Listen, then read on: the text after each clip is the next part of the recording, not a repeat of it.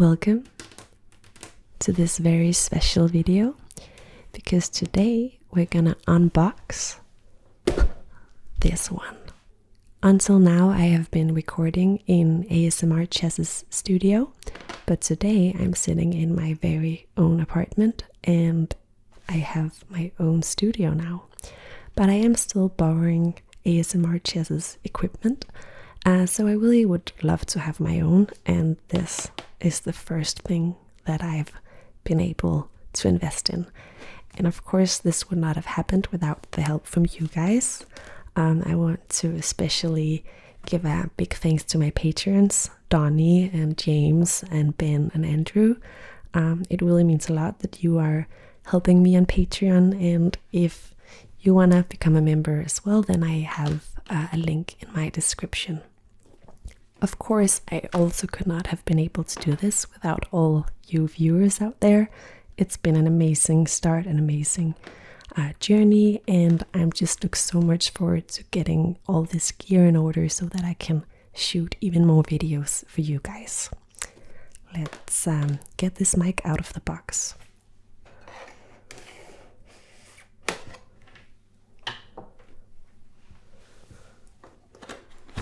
This is a blue Yeti mic.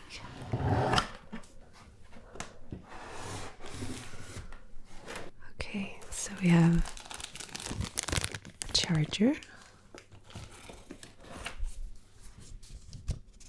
some instruction manuals,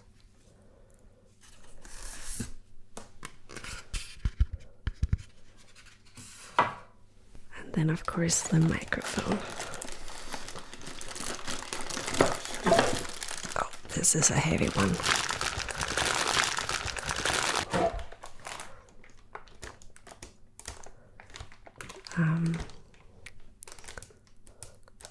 This is gonna be so cool to have my own microphone, my own setup, so I can give back this mic that I'm using right now to use in my chess. Let's get this out of the wrapper.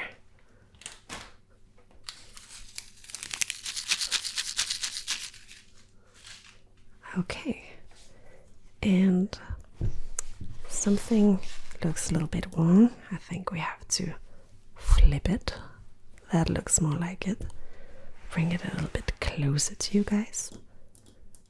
Maybe even more like this. Wow, this is such a cool looking mic. Of course, right now it's not turned on, and I really want to see what it can do. So let's get this thing turned on and do a little bit of mic test. I have some different stuff so that we can see what kind of ASMR sounds this one can make, and then after that we're gonna do, just to also have a little bit of chess, we're gonna do one of our 1001 chess puzzles. Okay, let's check out what this mic can do. I have a few different things to test out what sounds we can make. Okay, so this is an old chess medal I won as a child. We have some nice tapping sounds here. A bit of crumble.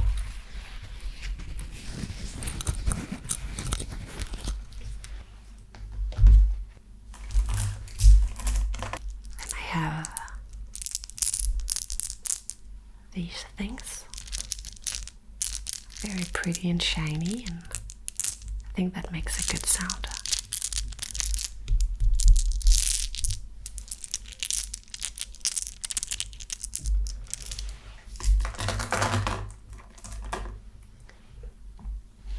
Then I have this little dog. It also has some nice sounds when I scratch it behind the ears. And I'm actually used to doing that because I do have a dog. This is one of my dog's chewing toys. It used to be a hedgehog, but it was destroyed by my dog. So now we just have this thing left.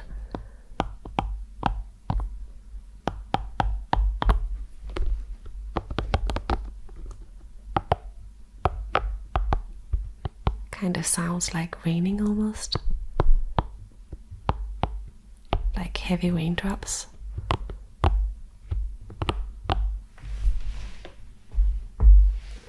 of course we can do a little bit of this. Clicking with the nails. I always try to have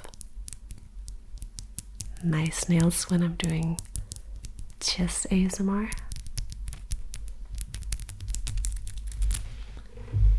And of course I also brought a chess book. We're gonna do one of these puzzles in a bit. But let me just check out this sound, because this is a sound that I like a lot.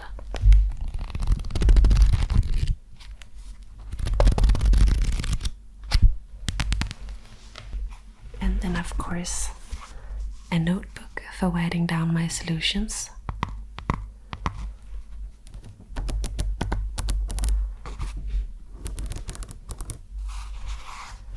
And you can see, maybe we can even check what it sounds like when I'm writing in this one.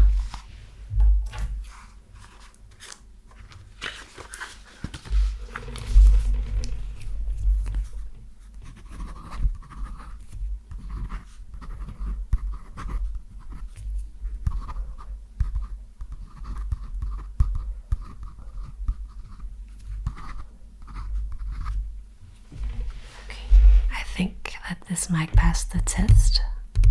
I hope you think so too, because now I'm gonna use it for making one of my famous chess puzzles.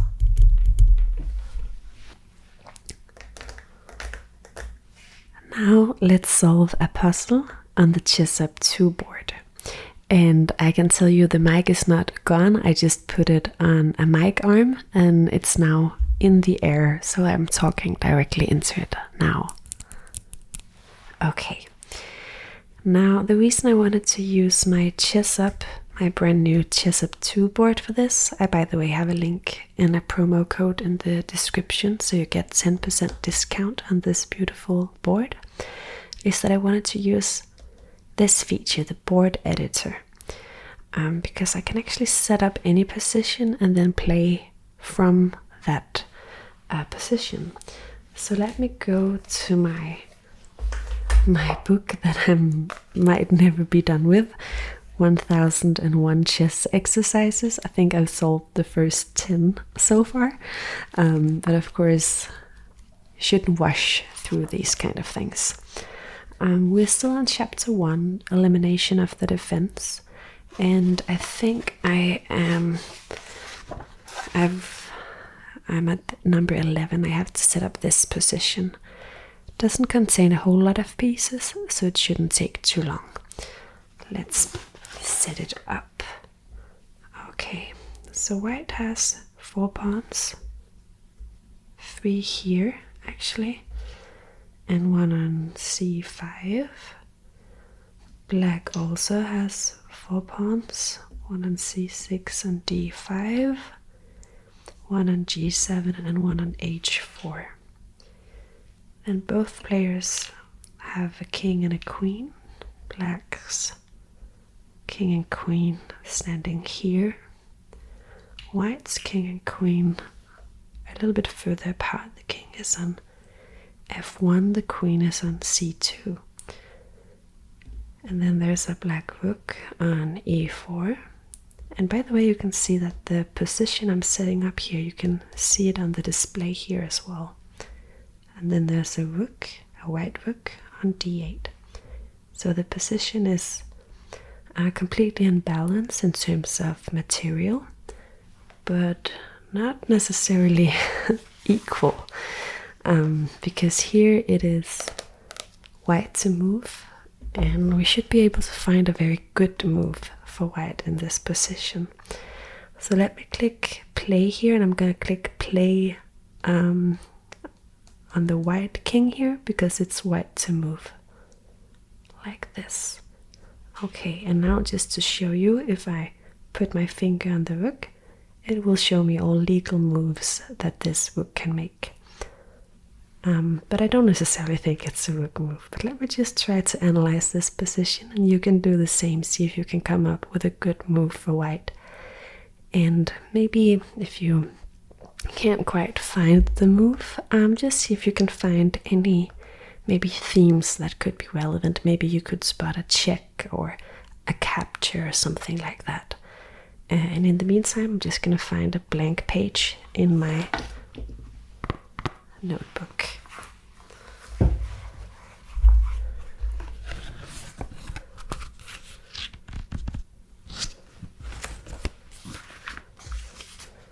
Okay, this was puzzle number 11, so I'm going to write down that here.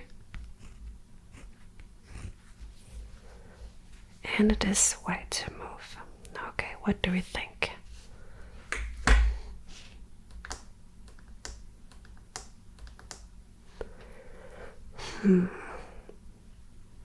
So going through my method, we should look for checks first. White could give the check on h8 with the rook. Black would probably capture. And then white would have lost a rook. And I cannot see any immediate ways for white to continue after that. So maybe we should look at some captures instead. So we could capture the rook here in e4. We could capture that with our queen. Queen captures e4. But black has two ways to recapture. They could capture with the pawn or even the queen. And it just doesn't look that good. But I do think that we're kind of getting somewhere here. I noticed that this diagonal, there's some tension in this diagonal because both of the queens and the king and one of the rooks, they're all in this diagonal. So that really should be the theme for this puzzle. So are there any other ways to capture? We could capture the pawn on d5, but again, black could capture back, and I'm not really convinced of that line. So then we move on to the last thing to look for, which is threats. So if we cannot give any checks or capture things, maybe we could threaten with a check or threaten to make a capture. And I do see a move that does that. That is to move pawn f2 to f3. And I do think this is a good move because we attack the rook with the pawn, and thus the rook has to move because, well, I don't see any ways that black could give any good checks. Of course, they would be able to sacrifice their queen, but I don't think that makes a lot of sense. So after f3, the rook would have to move. It could, of course, capture the pawn on e3, but then we see this diagonal maybe kind of becoming more important. So f3, rook captures e3, then we could trade off the queens, but I think there's an even better way to play it, and that is to play rook h8 in that position. Because then when the black king captures back, or just captures because we actually didn't capture anything on h8, then we would be able to capture the queen, and the black king would not be able to take back. So I think that is the solution, and I'm gonna write it down. So I'm gonna write here in my notebook, let's see, 1,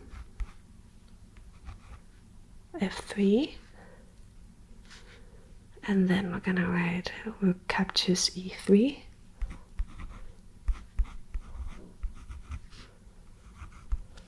then second move, we're gonna play rook h8 check, and king captures h8.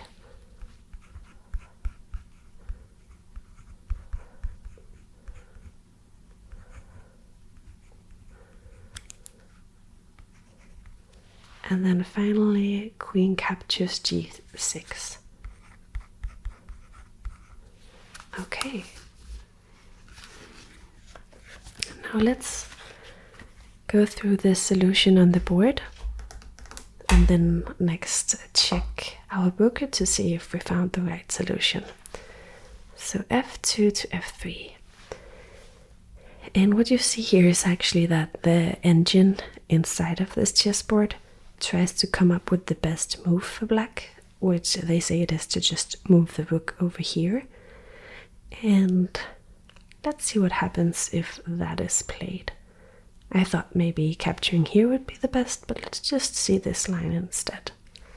Then still rook h8 looks very promising. Then the king takes on h8. And we of course capture this queen. Okay, and I think the puzzle should end here because now we have a queen for a rook. But let me just check in the book and see if we found the correct solution. So I'm gonna check the solutions in my puzzle book. Okay, yes, F3 is the correct move, and then it gives the line rook captures e3, rook h8 check, king captures h8, and queen captures g6. And this was played back in 2013, so not too long ago. Some of these puzzles are way older. And it was actually Karpov who had the white pieces against Timan with the black pieces. So this was a very nice puzzle by Karpov, the former world champion. And now, I mean, I could play on, of course. I know that the engine inside of this board is quite strong. I still think I should be able to win with the extra queen, but I think we can do that another time. I know I have plenty of games left on this beautiful board, so I'm gonna stop the video now. I'm really happy with, of course, solving this puzzle, but even more with my new equipment, with this lovely microphone. I think it works very well so far, so I'm super excited to get even more gear in my home studio so I can record more videos for you guys. And of course, if you want to become a patron, that would be highly appreciated, but even just watching my videos is just something that I'm very grateful for. So have a lovely day, and I'll see you in the next video. Bye.